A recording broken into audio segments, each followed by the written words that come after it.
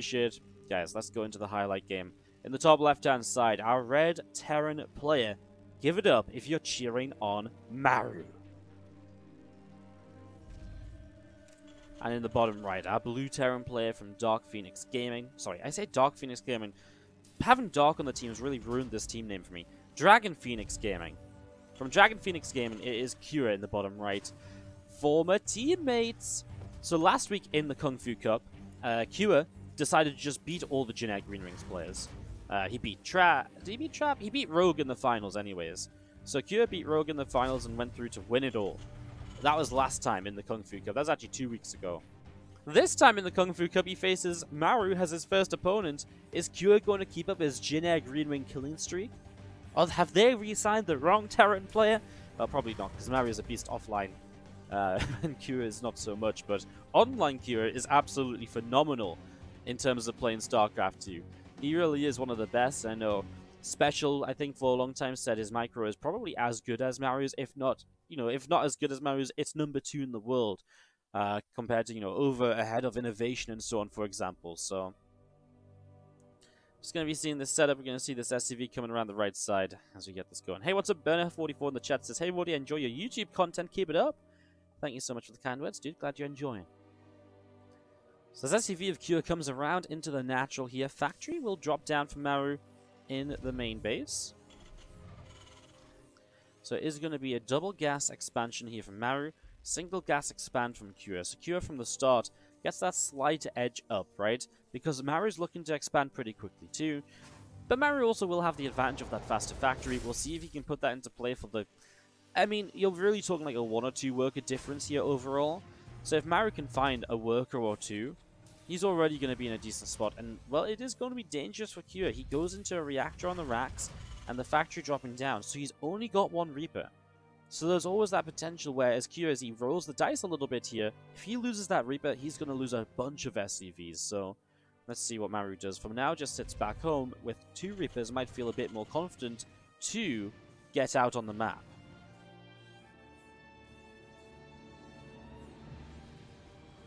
So setting that up and getting that going, 2 Reapers will start to come into the front here, and we do see the Hellion popping out as well. Maru's playing very safe, very defensively. Doesn't move out onto the map at all. Just sits back here and waits. A lot of this is because he didn't SCV scout. And neither... Well, Kua kind of did, but he only checked for common proxy locations. So, Maru's playing safe just in case of like a 3-Rax Reaper timing. But he really doesn't want to like go across the map and like... So I say 3-Rax Reaper, sorry, 2-Rax Reaper proxy timing. He doesn't want to go across the map and overcommit, right? And then get counted in and then have to pull units back. He really wants to make sure, so he's only going to go across now when it's way beyond the time where anything aggressive should hit him. The only thing that should be hitting him now is if the, his Reapers and Hellions have avoided his opponent's Reapers and Hellions. Now this is a map where you can come up not on this main ramp, but around the side and get high ground vision if you want to. He's going to tank with the Hellions in the front. 2 more Hellions pop out here from Cure. He does get the Reaper kills right away. Maru loses nothing. I say Reaper kills, it's only 1 Reaper so far. And Maru will get to the high ground here. So he sees the Hellions, he kind of knows, okay, you're reactoring out Hellions. That's your play. Hello? Maru? Maru, hello? This is not TvZ. I repeat, you're not playing a Zerg. Why are you building a Battlecruiser? He's building a fusion core. Ladies, gentlemen, what the heck is going on?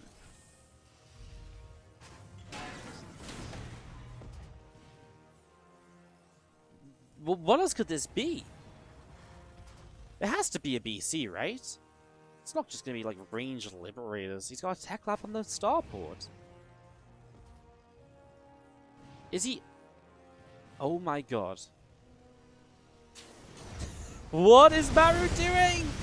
Hellions come across the map and Maru will have to pull down to the low ground to defend against this. And he'll be okay. I mean, takes a little bit of damage to get some units up towards the main.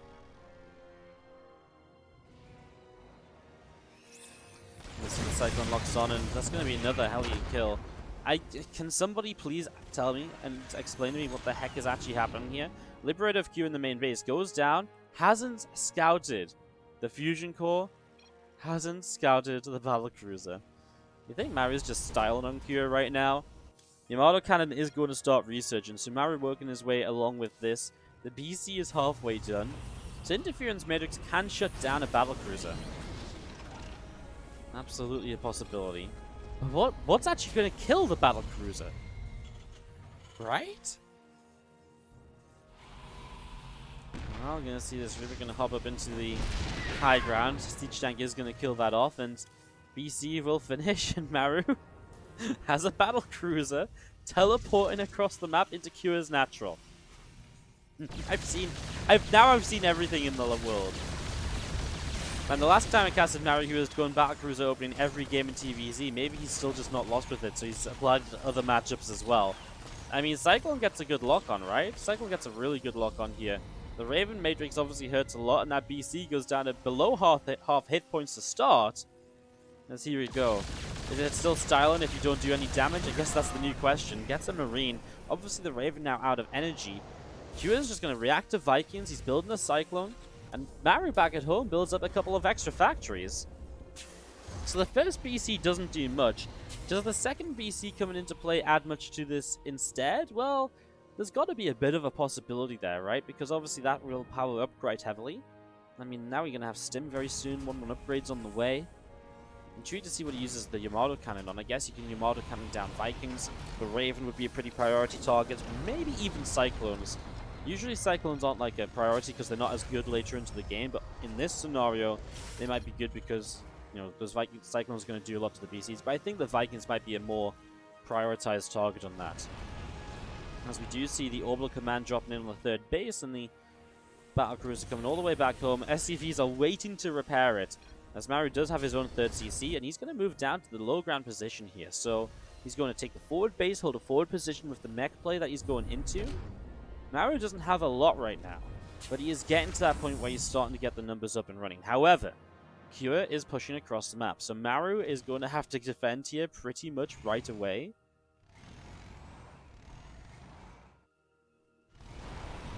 So let's see what happens as we do see a Siege Tank setting up already. I mean, this is my real question, like, defending this sort of attack, because the PC investment early game is huge. So, if you've had to defend, you know, if you've invested into PCs early, can you hold an attack like this? The answer is yes. I mean, Hero's just straight up scared away. Actually, Immortal's down a Siege Tank, and he's just going to teleport out there. Siege Tank and a Cyclone, just whatever he could get in range of, I guess, and as he teleports back, he is just going to be able to, again, build up that mech style. So, Maru continue to build up mech here. SCV is going to pull in and start to repair a couple of Battlecruisers.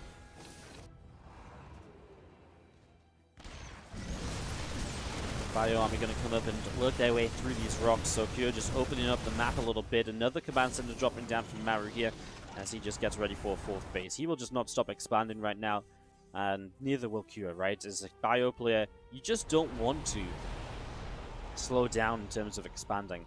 So you're just going to keep on expanding, keep that rolling. We now see Cure coming up to the top side. Really looking for an opening here, but Maru is pretty well covered. The Sensor Tower in the front means that he doesn't have to be worried about an attack on the third base. And it means he can be more positioned up to the top side, ready for something coming towards the fourth. Which is obviously a massive advantage, being able to just, you know, pre-position against, you know, something like that. Sami here is going to be hanging around. Waiting to see what perhaps it can do in the next couple of minutes. Unit's going to come all the way up to the top side. Meanwhile, Stu's just see a scan dropping down on the bottom. A couple of extra racks will drop into play as well, and Innovation just keeping the information. Sorry, not Innovation. Maru just keeping the information rolling here in terms of just finding out what's going on and being able to obviously continue to set up against it. Attempt to run by will not do a lot. Wall off over here. And he's kind of heading towards the fourth base, right? So wasn't really destined to do much. This is the most obvious position for these units to be in. And Maru sets up with tanks, Battlecruisers, and Vikings out in front of the fourth base. So that's going to drop down as well. Now we will have a Sensor Tower building up here on the right-hand side. Cure will continue up to the top, and again, it's going to be a push forwards. With a couple of Matrixes, can he get into that position? That's a cancel on the Sensor Tower. SCV goes down as he was about to try and build another. Vikings, Hellions, and Cyclones Look like they're going to be moving down the center here. The army of Kyo around the right. Infernal Pre-Igniter about to finish up for Maru. So getting that completed, and just going to be seeing the Hellions, the Cyclones coming forwards. They're going to be able to grab a Marine. So Marine will go down there as well. Still a bit of bio from Kyo out over on the left. So I like this, obviously leaving a few units around, but there's tanks just on the third base. So Kyo will not really find any opening to deal damage. Maru sends the Battlecruisers across the map. So he's going to send them in towards the third base here. Try and pick up some extra damage.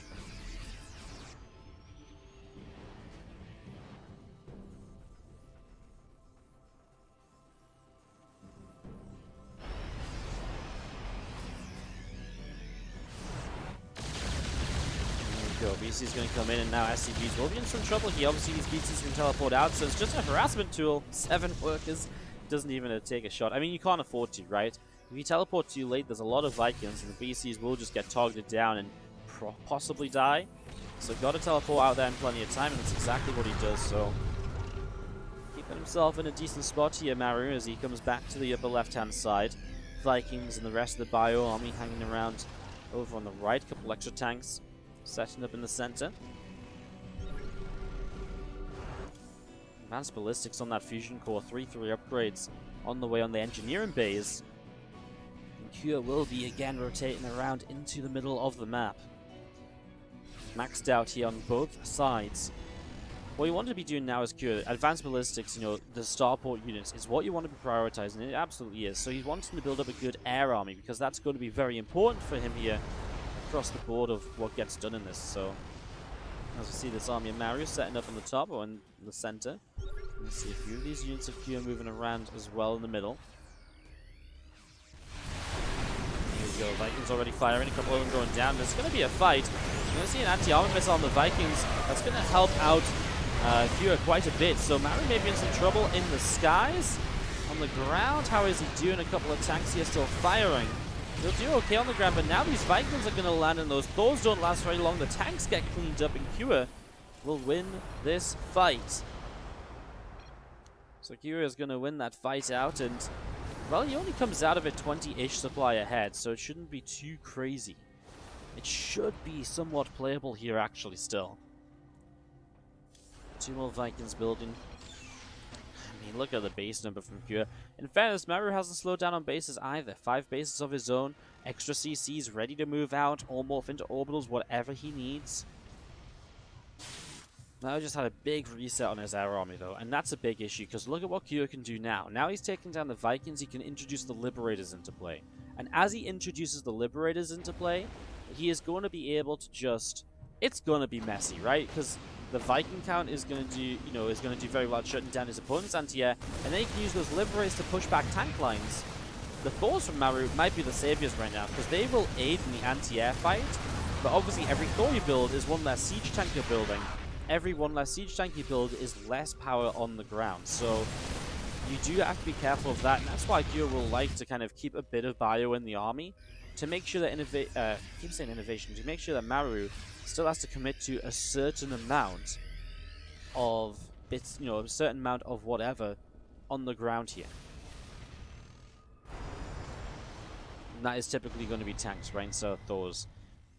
Maru just builds 4 Vikings at a time, plus the 3 vehicle plating will be here soon, and also the mech weapons. He hasn't gone ship weapons yet, and that's something Kyo does have. So Kyo has ship weapons, and he's only just now working on plating. So a little bit of a difference between the two there. No blue flame, by the way. Sorry, there is blue flame. Did I just see that wrong? Did I just look at the wrong color? I think I just imagined that being orange. Well, here comes Kyo to the left. Now, Maru is pretty much maxed out, so Maru's got the army back up that he wanted to get up. I mean, it may not be as many Vikings as he wants, but he can't. It's not like he can build anything more now without taking a fight. So let's see what he tries to do. Kyo pulls back down the bottom right, and on the top side, our Marauders are going to go harassing again. This little group of units has just been so annoying consistently over here, denying a refinery a couple of times over. When you're playing someone like Maru, this is pretty much just what you have to do. Even a refinery kill is a big positive, is a big benefit to taking that down.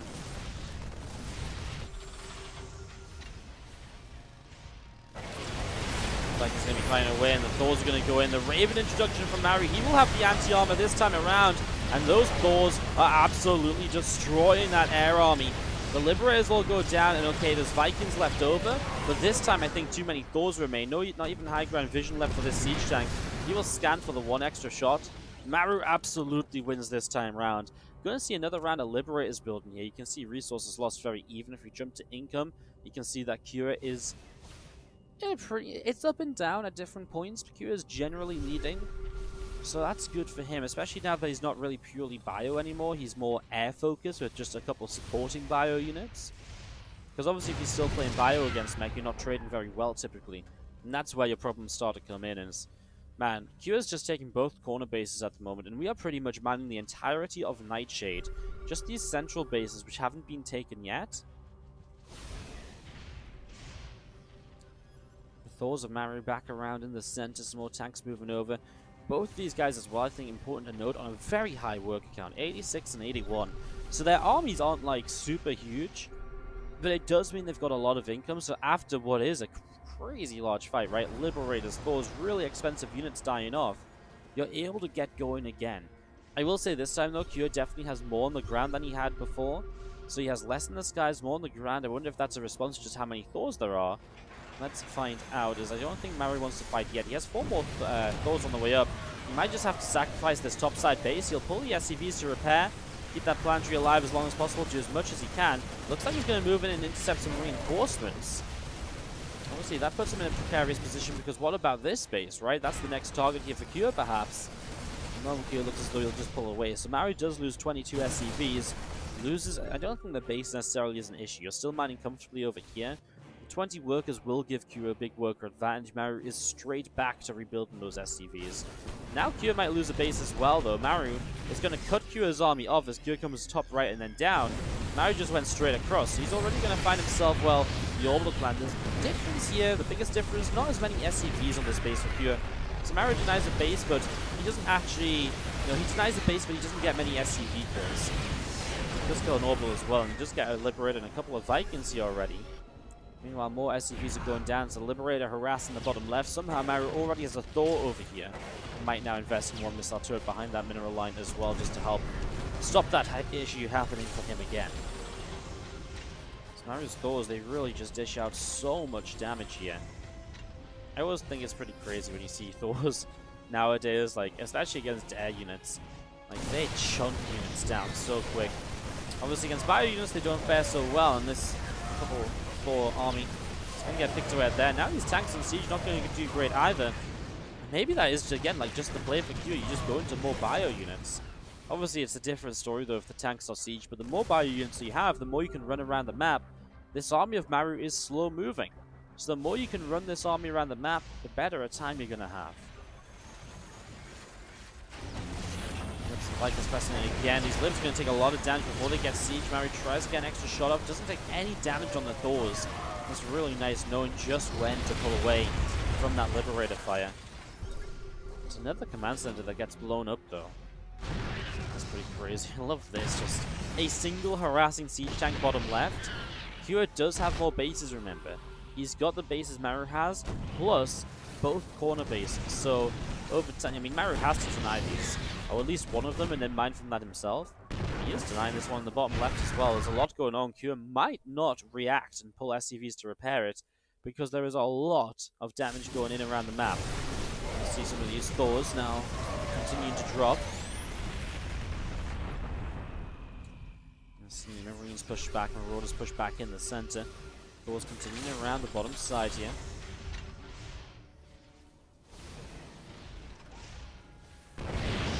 This Bio Force will not do much at all. Anti-armor missile on it. It's pretty much just doomed from the get-go, right? So that's not looking too pretty. Otherwise, though, it's going to be seeing the Thors continue to push across command center building. That's going to be another denial here as Kyo moves into the corner. Bio pushing in and Liberator sieging up on top of the Thors. So here we go, bigger fight once again. This time the Thors are just outnumbered and out of position, so they'll get destroyed here. The tank going to get picked off, but Bio still pushing forwards. The rest of this army from Q is still moving around the bottom right. I mean, that's a big win for Q, because Maru's economy, again, it has been drained a little bit from what it used to be. And so Kyo picking off a bunch of Thors like that, he's the one with the bank. Maru is the one that needs to be taking some better fights in all of this. Resources loss is still within 1,000. After 21 minutes, a game that started with a BC opening from Maru.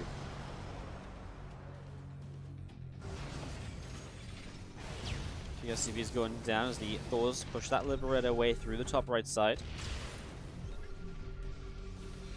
A little bit more bio here from Kyo in the center. We do have Libs and Vikings still in the top right.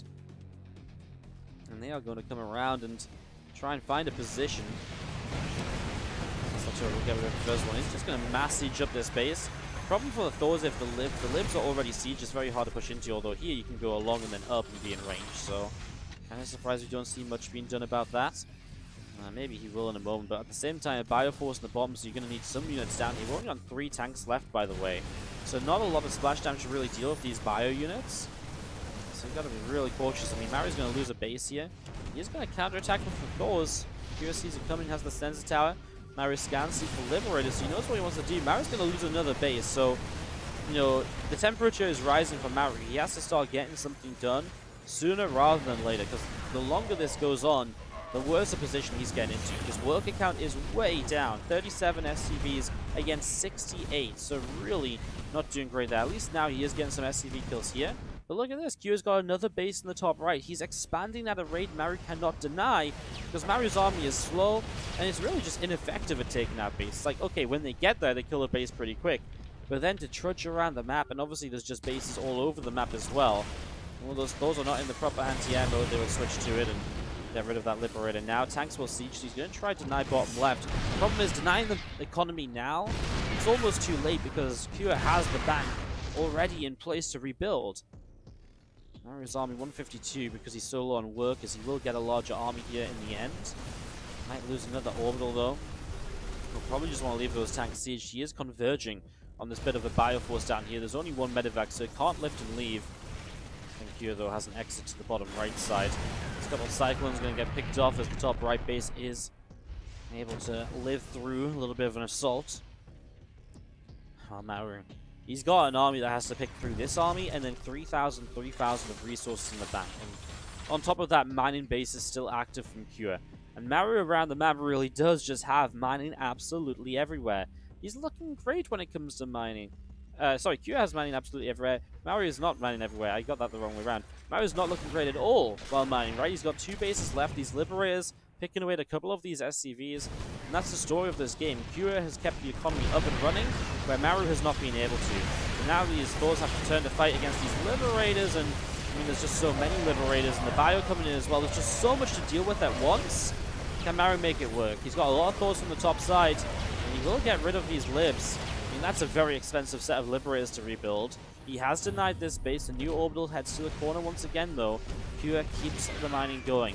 Maru, with one Doom push through the center of the map, one push to essentially win this entire game. It really comes down to this. Look at the production tab tells the tale. You can see the differences in how much each player is building here. Anti-armor missile will help. I mean, the Liberators are still picking away at Thors, though, as they take their time to push through those zones. Tanks are pushing in though, so Kyo is getting cornered, and as Kyo gets cornered, the siege tanks will connect on the bio units more easily, and that will become more of an issue for Kyo. So Kyo is going to start taking some worse fights here, as the tanks clear up the bio real quick, then the Thors can get rid of the Liberators a bit more easily without losing their numbers as heavily.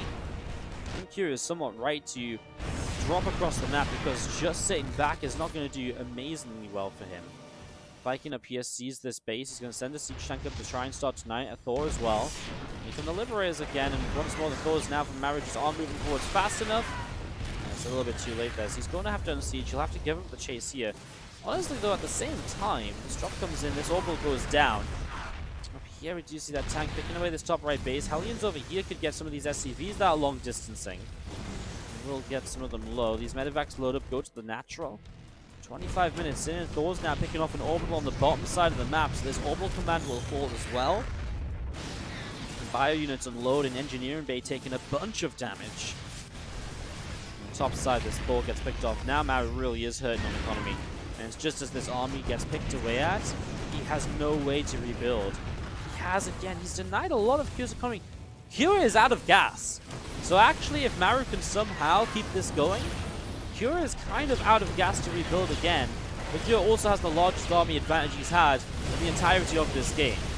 So it's unlikely that that's really going to be something that happens here. Those Liberators are still chasing in. It's because he spent all of his gas on those Liberators. That's why he's got none left. Maru will do the right thing, chasing down those few units to the top right. He's going to turn and get a few pot shots off on Liberators. He needs the tanks to be part of the fight here, though. And that's why he brings them back towards the Thors. And here we go. We're going to commit to this. Tanks are going to siege up. The Thors need to get rid of these Libs ASAP, as the tanks have to fight the Bio Army. Vikings will land. The Thors go down. Maru types GG to give on screen. More updates for you on that ASAP. For now, bottom left-hand side, our red Terran player down a game. It is Maru. And the top right, our blue Terran. Here. Guys, if you're watching this on YouTube, because this is going on YouTube, no doubt about it after that game on, do consider hitting that sub button. If you're watching this on Twitch and you enjoyed that, you want to see more, consider following. Thank you so much for joining us today. This is the Kung Fu Cup 2019-2020. Number 2, $400 every single week. Every single week. Every Thursday at this time, unless there's another major event / qualifier on. So last week there was no Kung Fu Cup. WSG China was on. But pretty much every single week. I'm not sure about next week, 26th of December. Obviously, day after Christmas, it might not happen. I do have to check on that, and I'll try and give you guys an update. If it happens, we will cast it.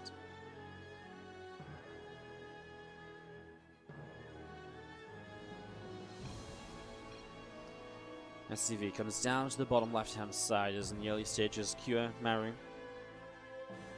having a little bit of a chitter-chatter between themselves.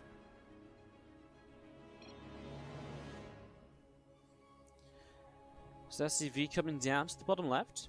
And we do see the factory is on the way down from Maru as well in the main base, so getting that up and ready to go. I mean, a fantastic game. You know, beyond the fact it was a BC opening in TvT, then made it into a scenario which was very much so focused around, you know, a real late game kind of back and forth. And I feel like we've got to give credit to Cure. Played a great game, really showed us how to deal with that kind of mech style.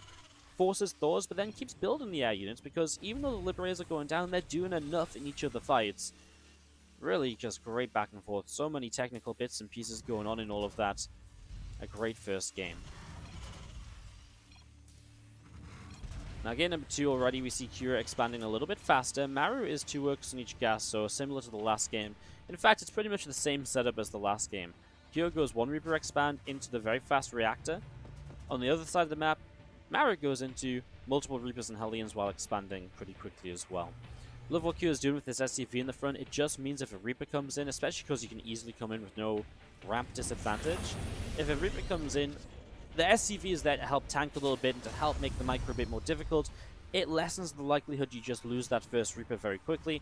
And that's obviously really important, especially when you go 1 Reaper into Reactor straight away, because you're very, very slow to get any other units out. So that's going to be 2 Reapers, 2 Hellions out the front here. They're going to be hanging around. And hey guys, I guess I should just mention this now, by the way. Subscribers will get this replay pack. We'll expedite it out tonight for you guys. So if you want to get these replays, well, just be subscribed. We'll get them to you later today. That happens on our Discord server. Definitely worth mentioning with how stacked today's tournament is. 2 Hellions, 3 Reapers. Going to be coming over here, and the Reaper's already dealing quite a bit of damage. First Hellions going down now, and Maru just really commits to this, but with the multiple reactor Hellions here, it's not a terrible trade, but it's also not going to end well for him, because at some point, the Reapers do just get chased down by these Hellions. They just aren't fast enough to get away. So there's one. This one will get away, just had that head start. So 2 Hellions and 2 Reapers for 2 Hellions and a Reaper. It's not that bad, you know, like I'm saying. It's not terrible, but you've also got to remember Maru is trading worse and did expand slightly slower. And you can already see that reflected in the worker count here. Maru down 4 to 5 workers at any point in time just now. And there's that fusion core for the 2nd game in a row. So a fusion core on the way up here in the main base, getting that building. 2 Hellions will come out through into the center of the map, and we will see these dropping down now. Cyclone on the way up from Maru. over in the main base, and actually will cancel that. I think what he's doing is he says, okay, if I don't need the Cyclone because I don't see anything that requires that defensively, I'm better off just skipping it and going into the BC, and I can get my Yamato cannon faster. So that's a bit of a change we saw from Maru in Game 1. Will it be justified? Because there are Hellions on the map. There is a push coming his way. And obviously it still will be about a minute or so before this Battlecruiser pops out. I say a minute or so. I guess about 40 seconds. And obviously a bit longer until Yamato Cannon 2. Ripper gets in, gets one SCV, building a third CC. It's a nice scout. And you do have Cure. The question is, does he dare to press forwards? Because if you see everything looking similar to the last game, you'd expect Maru to have something more of a defense ready. I like these two Hellions. They're going to drop, and more than anything, I think they're going to get a good read on what Maru is doing. Because right now, Cure is playing that little bit blind. He doesn't actually know what this setup is. So a couple of Hellions at the very least should be able to scout. Otherwise, might even still set up a tank position. He's actually going to load up the Marines in the tank and go into this main. The BC is about to pop though, so there's going to be one Matrix to shut the BC down initially. Maru already had one Cyclone, it's just no second Cyclone there. As we do see the water turret picking away at that CC. We do see the Battlecruiser coming in overhead, and that's just going to be a cleanup, right? You see the auto turret dropping down is not really the right choice because of the fact that the BC is here. Now the BC teleports across the map. Here's your problem. Where's your anti-air, Cure? You don't have any of it. So as the BC arrives, the anti-air is non-existent. Two Vikings on the way up, they are eventually going to be the answer. But before that happens, this Battlecruiser is getting damage done. That's 7, 8 workers. He's about to have Yamato Cannon. So when the first Viking pops out here, he can Yamato it down. Or he can just Yamato Cannon down the Raven. What does he want to do? He's going to get the Raven, right? It's such a valuable unit. 200 gas, thank you very much. Take that any day of the week. Gets a couple more Marines here. Will target fire. The Medevac doesn't get it. Vikings do pretty well against BCs. But that's also, on top of that damage done, SCV is now pulling back into the main base. They've been not mining for a while as well, so Kira takes a lot of damage on the counter. I think the biggest mistake was probably using the Raven energy for the auto turret across the map. It's so tempting, but then the BC showed up, and that changed everything. Second BC wasn't building immediately from Maru, but he actually did prioritize factories, armories, so now he builds a second Battlecruiser.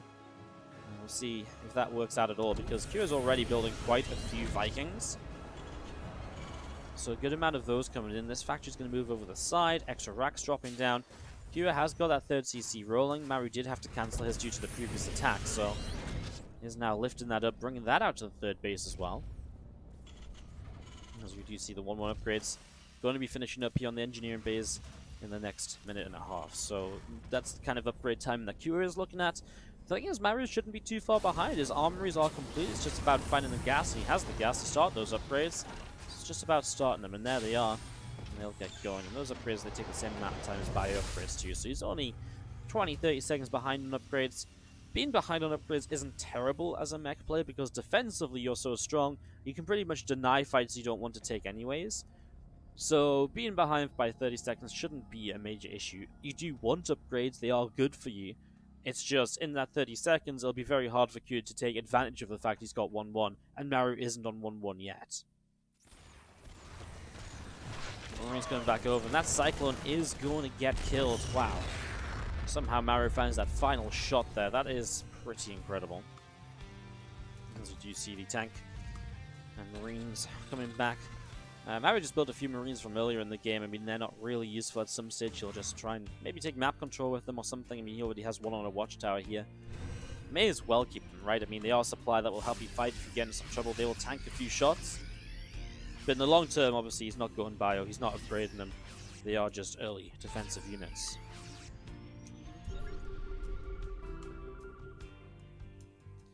Fusion core about to complete. 1-1 upgrades finishing shortly, as we mentioned before, in those engineering bays. And Maru has got a BC flying around the bottom side of the map. Kyo doesn't know that. He's just coming down the bottom with this army, which will have to push through a sensor tower radius if he wants to get into position here. There's a couple of positions he can, or a couple of things he can hit with those tanks. He can hit the refinery, he can hit this depot before being in range of Maru, so that's quite nice. This next BC coming across, there are still 4 Vikings and they are left at home. I think Kyo is afraid of a Battlecruiser counter, right? Oh my god. Kyo is going for the medevac boost at 9.5 minutes. He's going for it before any other fusion core upgrade. I don't think I've ever seen that.